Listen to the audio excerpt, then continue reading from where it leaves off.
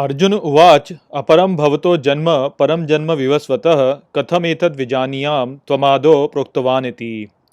Hello friends, this is the fourth shlok of the fourth chapter of Bhagavad Gita, and today we will understand this shlok in detail. So let's first go at its meaning. So the shlok says Arjun Uvach, which means Arjun said, Aparam Bhavati Janma, which means you are born later. Param Janma Vivasvatah, which means Vivasvat was born earlier. Katham Etad Vijaniyam, which means how can I understand this? Tvamado Proktavan iti, which means you are speaking about this since eternity. So, in this shlok, Arjun is asking a question from Sri Krishna. So, in the previous three shloks, we have seen how Sri Krishna described that how this knowledge of yoga actually came into existence and then how it got destroyed. So, with regards to that, Sri Krishna mentioned that I am speaking about this knowledge in Vivasvat. Vivasvat gave this knowledge to Manu. Manu gave this knowledge to Ikshvaku, and then Ikshvaku gave this knowledge to Vidu, and then Vidu destroyed that whole knowledge. So, with regards to that, here Arjun is asking that how come it is possible that you gave this knowledge to Vivasvat, who is sun god, when Vivasvat came before you. Basically, he is saying that Sri Krishna is only born just a few decades earlier. How could he have given this knowledge to Vivasvat?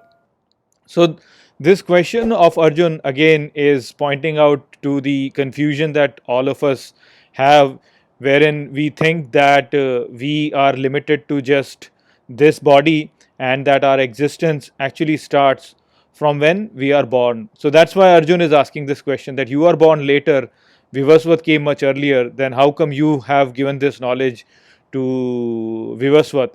And the thing is that in the second chapter, Shri Krishna has already told Arjun that there was never a time when I was not there, and there was never a time when you were not there, or all these kings were not there, and still Arjun is asking this question, which clearly shows that this thinking that we are limited to just this body and that our existence actually starts from when we were born is something which is highly ingrained inside us, and we are bound to think like this. So it really shows, the confusion of all of us, and it's beautifully portraying this thing.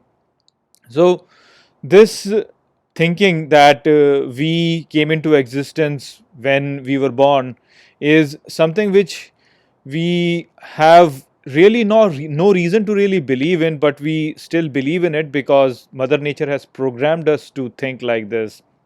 I mean, if you think about our daily experiences, also, you will see that there are many things that we forget. We forget all our dreams pretty much.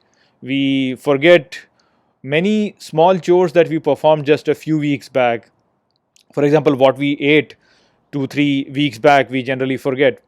We have forgotten pretty much all our experiences from our early childhood. And there are many other things that we forget.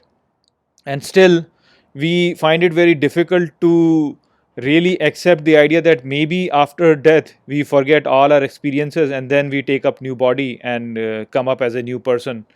So it's quite plausible that this is really true. And I mean, there are so many examples of young children who have actually recounted their past lives, and many of their experiences have actually been they have been authenticated also, and still this dogma of really thinking that we are only coming into existence after we are born persists. So there is something that we have to really change in our whole thinking, in terms of really saying that we are just limited to this life or this particular body itself. It's not something that we can really take for granted. There are so many of the experiences that we have, and there are so many proofs that we have which actually point in the direction that maybe we are not just limited to this life, but there might be something which is beyond this life also. So that is what has been mentioned in this shlok through the question of Arjun, that our default thinking is that we are only limited to this life alone and that we came into existence after our birth. But this assumption is something that we should be skeptical about.